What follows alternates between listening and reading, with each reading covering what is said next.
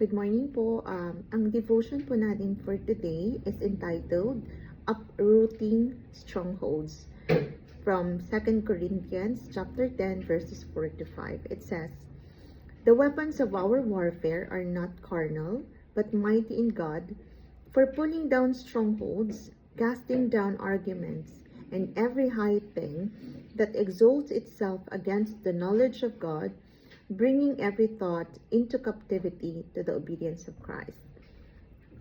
So, ang enemy po, si Satan, he wants to make sure that we will not live in God's will and plan. So, how does he do it? Through deception. He will bring all kinds of negative thoughts to our mind. He deceives every believer with lies about God and our identity in Christ. Satan is a liar and deceiver as described in John 8:4. So what is a stronghold? A stronghold is an area where the enemy establishes himself and takes control. The Bible talks about strongholds in our mind. These are areas of our thinking dominated by the enemy. He comes against us by giving us or bombarding our minds with thoughts that leads to suspicion, doubt, fear, reasoning, even theories that go against the truth of God's word. So when these thoughts get rooted in our minds, then they become strongholds that gives the enemy the control. When the deception and lies of Satan becomes the truth in our mind, it becomes strongholds. Some of the lies that Satan tells people are, number one, example, you are unloved and nobody cares about you and you will never be enough. God is angry with you and he will punish you.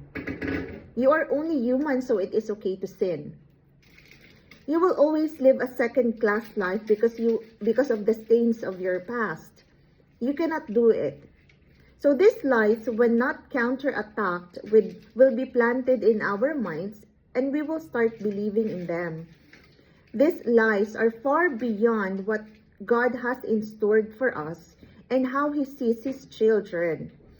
So how do we uproot the strongholds in our lives? There's only one way, the Word of God. The Word of God, or yung Bible, it is a mirror of our identity. It is where he revealed to us ang love niya, ang present natin, and even our future. We are in a spiritual battle and we must fight with spiritual weapon. The Bible is our main line of defense against the lies of the enemy.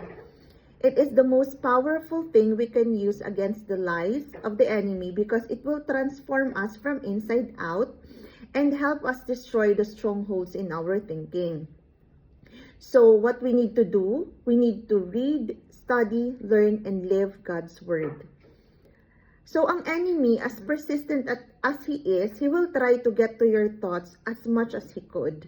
You may find yourself early in the morning having thoughts about yourself, negative thoughts about yourself, about your situation, or about other people.